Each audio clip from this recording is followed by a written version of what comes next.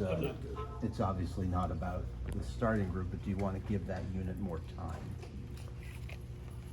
Yeah, right now this is about our house.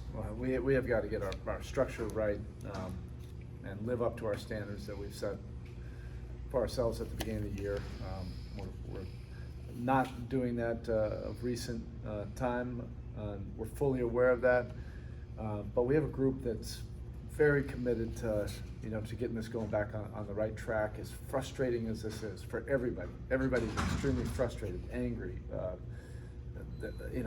despondent, a bunch of emotions that you're naturally going to feel if you're a competitor, and we're not winning games.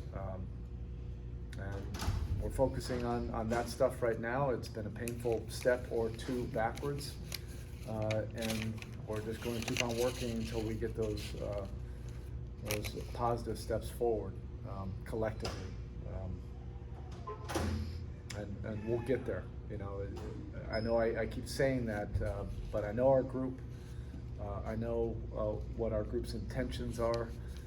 Sometimes this league can be so humbling,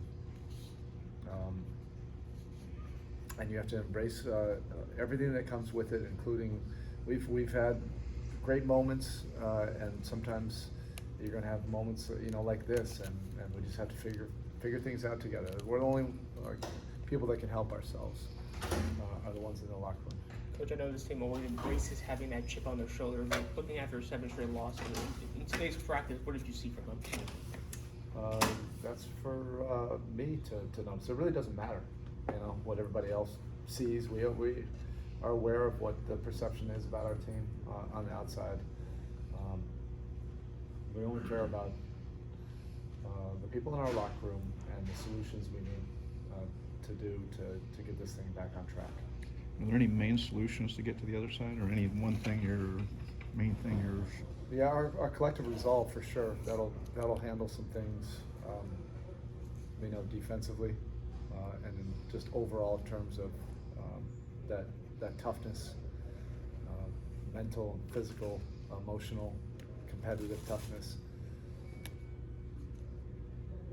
That really, those intangibles can check a lot of boxes. That the schematics are second, third, fourth, fifth, behind that. How do you develop that? I mean, that is part of the theme here every year, obviously. How do you? Sometimes it happens faster or easier than other seasons. It doesn't matter. Like, this is our reality. This is where we are right now. We dropped 7 straight. We don't feel good about our position, so the only thing that matters right now is what are we going to do about it. That's it. And that's what we worked on today, is finding collective solutions that really are none of your business. And I say that respectfully. It's not anyone else's business what we're trying to do. We know you guys, it's fine to understand that we're trying to get to a point where we can win games.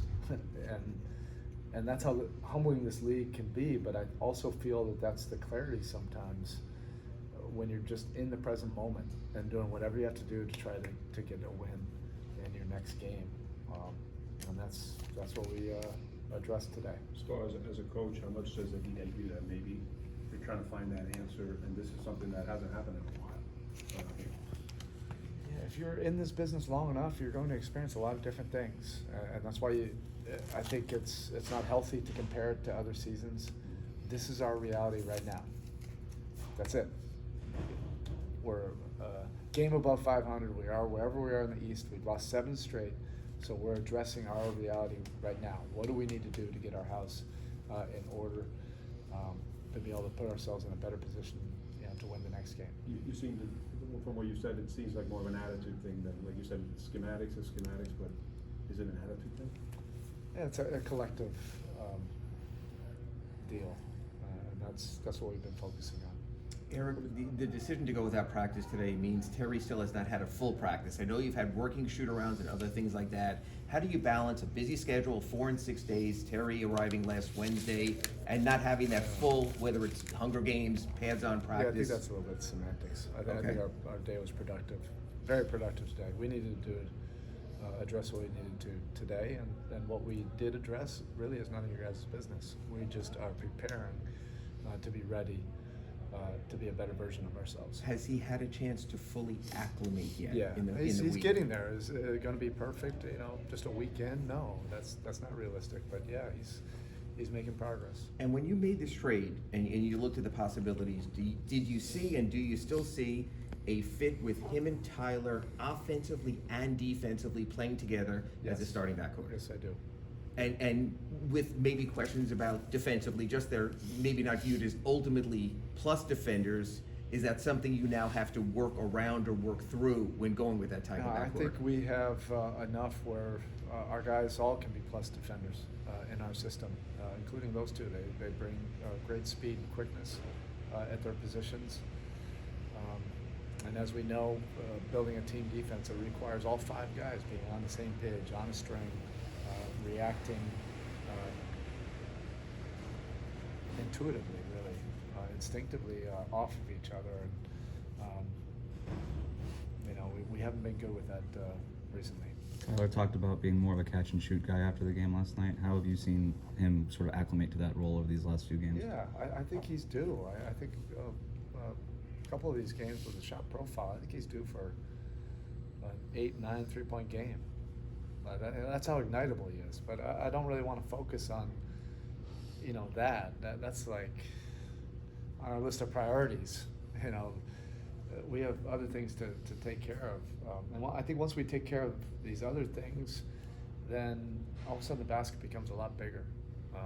And those shots, I think, are in the right wheelhouse. And he can be ignitable. That very easily can be an 8 for 12 night. When the issues are less about X's and O's and more about intangibles, how do you go about addressing that as a coach? Yeah, you work on it. You don't brush anything under the rug. You roll up your sleeves and you get to work together. Everybody has to have pure intentions about it, which our group does. And I think these are great opportunities for growth. Everybody knows it. These are cliches. You grow more. You have so much more gratification when you have adversity and you overcome it. And it's a whole lot easier to talk about it or say it and say, yeah, we'll definitely get better, but not have the adversity because it's more comfortable. Or you go through it. You go through the SHIT. Sometimes it's not easy. Sometimes it's really uncomfortable and painful. That's where we are right now. That's our reality. But I know when a locker room is addressing it the right way, and our group is, and that has the potential for a great growth opportunity from this adversity, from this pain. All right, thank you.